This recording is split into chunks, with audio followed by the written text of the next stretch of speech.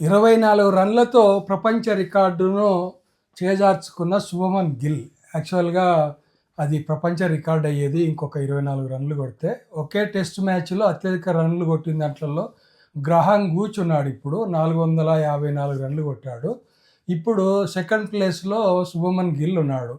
430 రన్లు కొట్టాడు.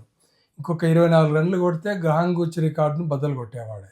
కానీ అది దురదృష్టము అవుట్ అయ్యిండు. ఫస్ట్ ఇన్నింగ్లో 269 కొడితే రెండో ఇన్నింగ్స్లో 161 కొట్టి అవుట్ అయ్యిండు ఇప్పుడే. అయితే ఇది ఇండియా ఇప్పుడు ఇంకా ఖచ్చితంగా గెలవాల్సిన స్థితిలో ఉంది. ఏమైనా వర్షంగిన వచ్చి ఏదన్నా ఇంగ్లాండ్ను కాపాడితే చెప్పలేం, కానీ ఖచ్చితంగా ఇండియా గెలిచే అవకాశాలు 100% కనిపిస్తున్నాయి. ఎందుకంటే ఫోర్త్ డే పిచ్ కొంచెం బాగా చేంజ్ అయ్యేటట్టుంది, టర్న్ అయ్యేటట్టుంది, స్పిన్కి అనుకూలంగా మారేటట్టుగా కనిపిస్తుంది.